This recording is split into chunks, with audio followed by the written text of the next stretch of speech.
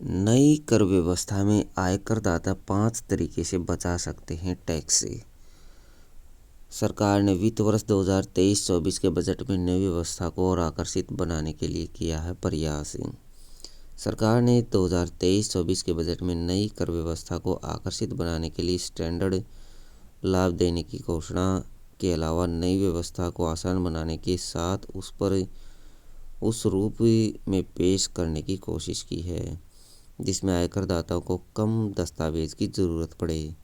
नई व्यवस्था में स्टैंडर्ड डिडक्शन के अलावा सीधे तौर पर कोई अन्य छूट नहीं दी गई है, लेकिन कुछ ऐसे विकल्प हैं जिनके जरिए पुरानी व्यवस्था के तरह इसमें भी छूट दी गई है और कर छूट का लाभ उठाया जा सकता है।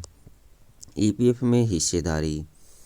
अगर आपका नियोक्ता कर्मचारी भविष्य निधि ईपीएफ में आमतौर पर बेसिक वेतन के 12% के बराबर योगदान करता है तो इस पर नई कर व्यवस्था में भी छूट मिलती है। इसके लिए ज़रूरी है कि नियोक्ता की ओर से आपको मिलने वाला सालाना सेवानिवृत्ति लाभ 7.5 लाख रुपए से अधिक नहीं होना चाहिए। किराए से कमाई पर स्टैंडर्ड डिडक्शन।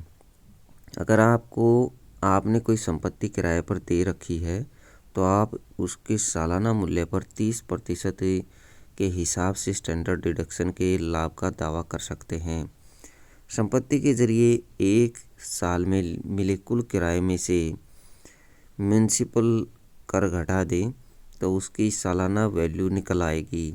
इस रकम के 30% के बराबर स्टैंडर्ड डिडक्शन का लाभ उठा सकते हैं। एनपीएस में नियोक्ता योगदान। नई कर व्यवस्था में राष्ट्रीय पेंशन एनपीएस में 1.5 लाख रुपए तक के निवेश पर आयकर कानून की धारा 80C के तहत कोई छूट नहीं मिलती है, लेकिन इसमें नियोक्ता के योगदान पर 80 CCD 2 के तहत छूट मिलती है।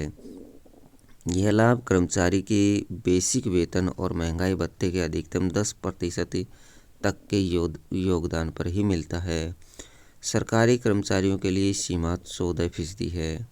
जीवन बीमा की परिपक्वता राशि। जीवन बीमा पॉलिसी की परिपक्वता राशि पर भी कर का लाभ उठा सकते हैं। 2023 के बजट में भी पारंपरिक गैर यूलिप पॉलिसी पर भी एक सीमा लगाई गई है।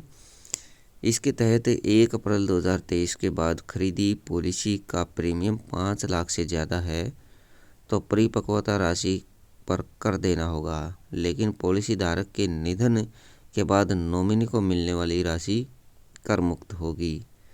परिपक्वता राशि पर कोई कर नहीं। पुरानी कर व्यवस्था में पब्लिक प्रोविडेंस फंड या सुकन्या समृद्धि योजना में किए गए 1.5 लाख रुपए तक के निवेश पर कर लाभ मिलता है। नई व्यवस्था में यह सुविधा नहीं है, लेकिन इन योजनाओं में किए गए निवेश के परिपक्व होने पर निवेश वाली राशि पर नई व्यवस्था में कोई कर नहीं चुकाना होगा। 50,000 का स्टैंडर्ड डिडक्शन। सरकार ने नई कर व्यवस्था को और आकर्षक बनाने के लिए 23-24 के बजट में 50,000 रुपये के स्टैंडर्ड डिडक्शन की घोषणा की है। यह लाभ सिर्फ वेतन भोगियों व पेंशन भोगियों को ही मिलता है। अपना कारोबार करने वालों के लिए यह लाभ नहीं है। फैमिली पेंशन पाने वाले आयकरदाता भी स्टैंडर्ड डिडक्शन का लाभ उठा सकते हैं।